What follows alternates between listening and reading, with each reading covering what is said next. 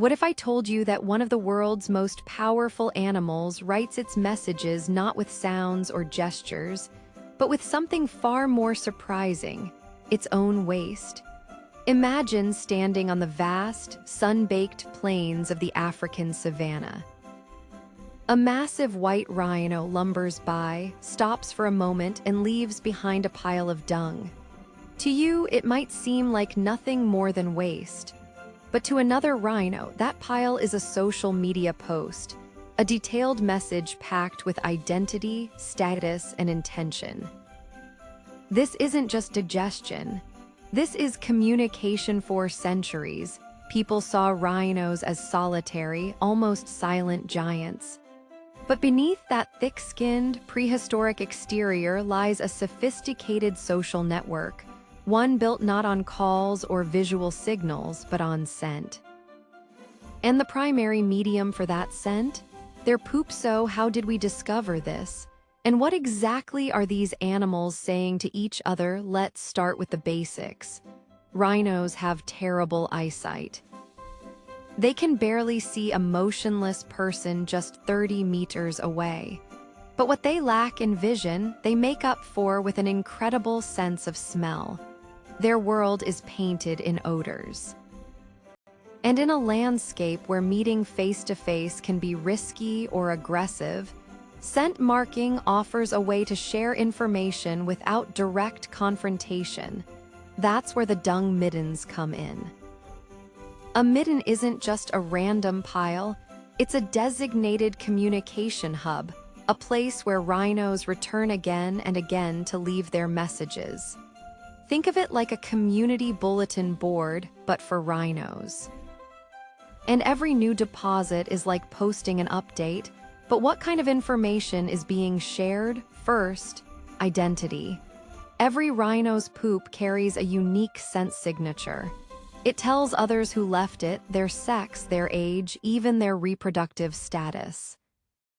When a female rhino is in estrus, her dung sends out chemical signals that can attract males from kilometers away. It's like a dating profile written in odor-second territory. Male rhinos are highly territorial. They use dung to mark the boundaries of their domain. When a dominant male visits a midden, he'll often kick and scatter the old dung before leaving his own, a clear signal that says, "I was here. This is my space." Other males passing by can smell that message and decide whether to challenge it or move on. It's a way of avoiding violent clashes, a scented truce. Third, health and diet. Rhinos can tell a lot about each other from the smell of their droppings. Stress, illness, what they've been eating, it all changes the scent. A rhino that's been feeding on lush, wet grasses will produce dung that smells different from one browsing on dry, woody plants.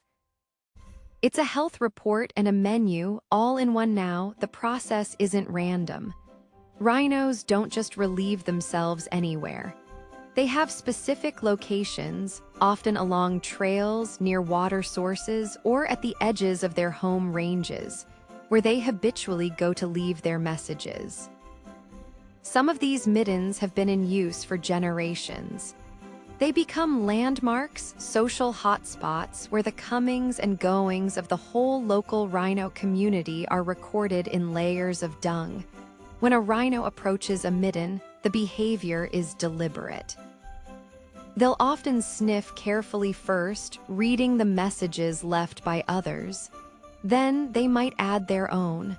Some will scrape the ground with their feet. Others might urinate nearby to reinforce the message. Each action adds context, but here's where it gets even more fascinating. Researchers studying black rhinos noticed that the animals don't just respond to any scent, they respond differently depending on who left it. A young male might avoid a midden used by a dominant older male. A female might linger near the scent of a potential mate.